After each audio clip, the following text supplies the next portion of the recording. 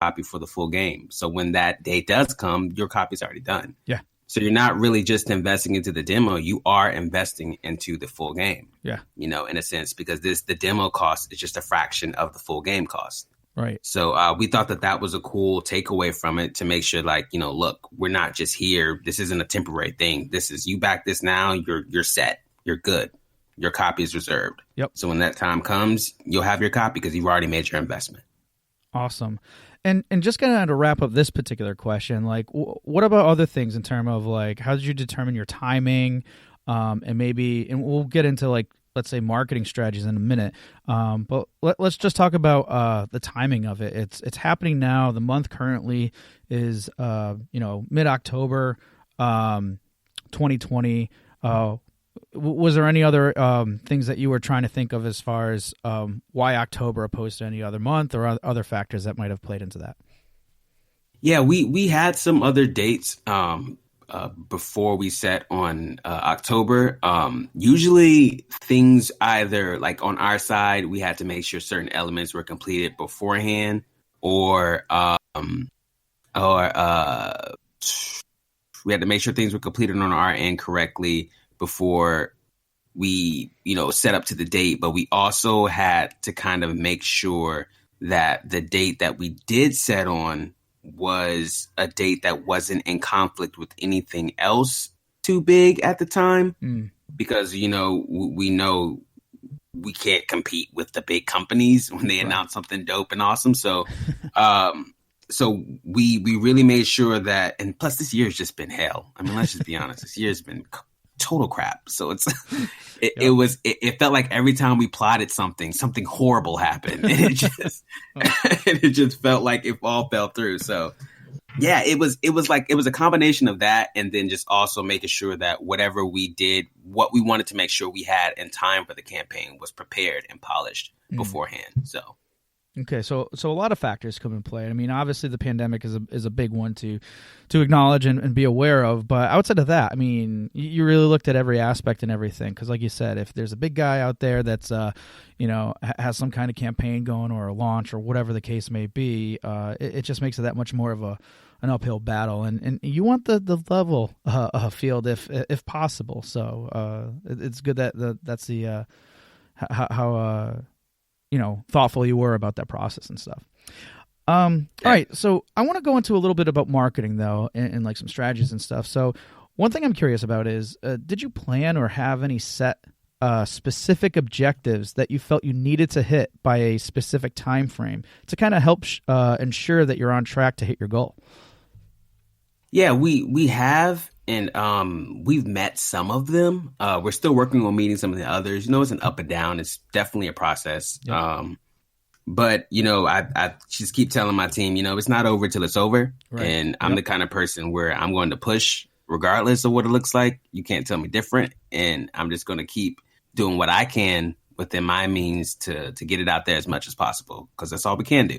Right. So, but yeah, we've been grateful. We're really grateful for the turnout there's been so far. We still have a long way to go, but yeah, we're hopeful, and we at this point we're just kind of making sure that by the end of all of this, we're at a place where we can ensure the production of this game will continue forward, regardless of how it ends or not. So okay, cool.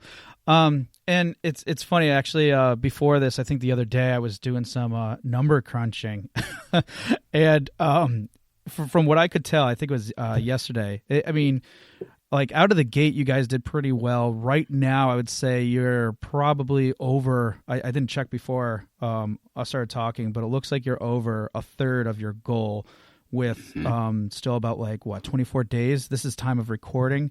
So when everybody's listening to this is going to be at least roughly 5 days later. So it'll be interesting to see how you're doing then. But when I was looking at some numbers, I mean, where you're at now based off of time frame, you're actually getting a higher rate than what you were, I think, initially out of the gate. So it looks pretty promising too to keep on the trend. But then again, you take it as it goes. It's over when it's over to look back. One thing, speaking of, hitting the goal and staying on track and stuff, I think it's important to probably share the goal too. So, how did you determine what that goal is?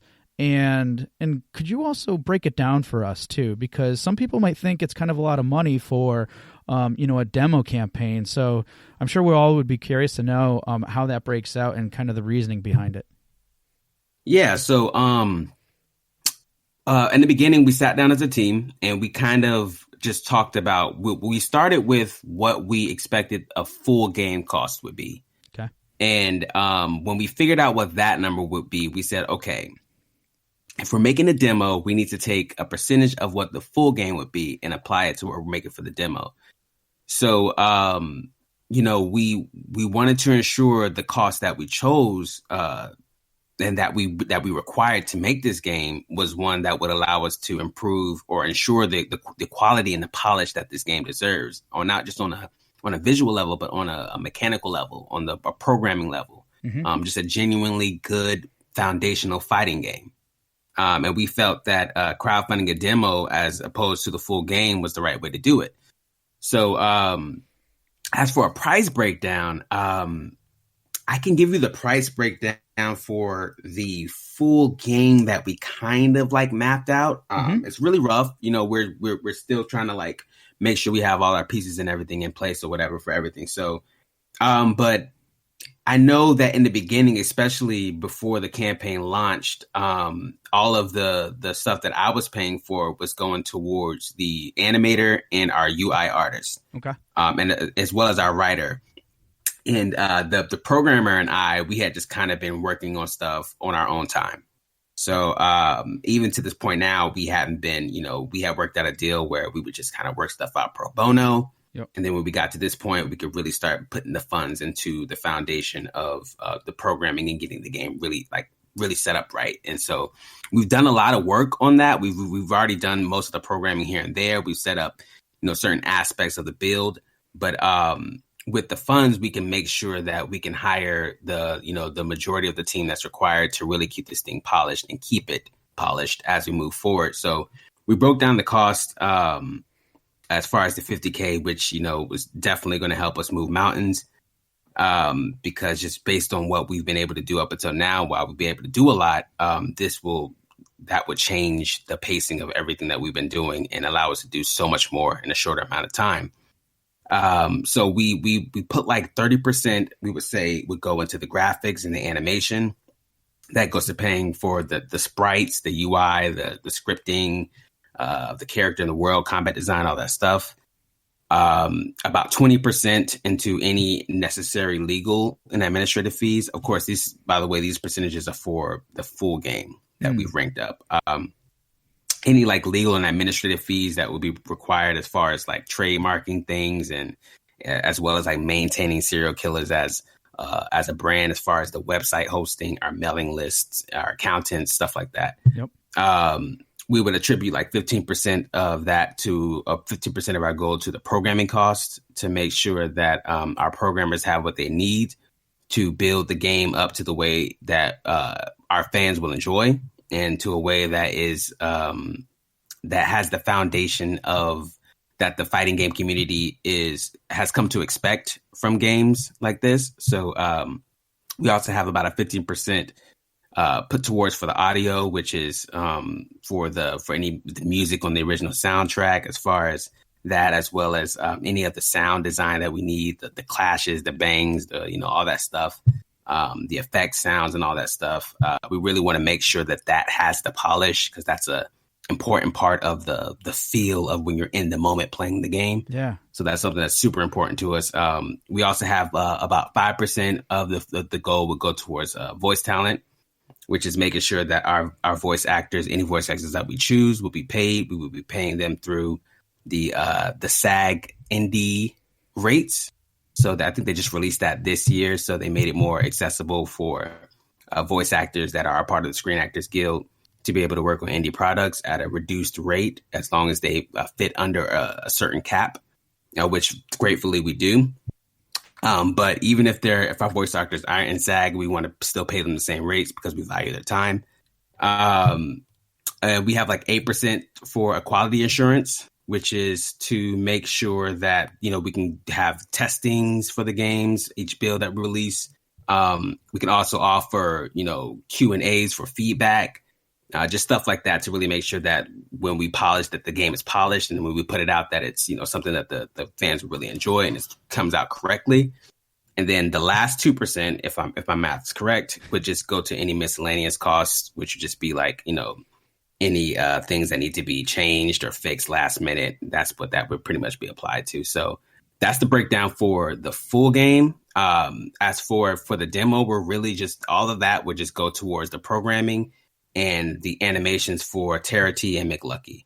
And so, and those are two of the characters. Other than that, it would allow us to, I'm sorry, say that again? Two of the characters, right? Correct? Yes. Two of the characters, the two characters that will be featured originally in the demo build. Yes. Okay, cool.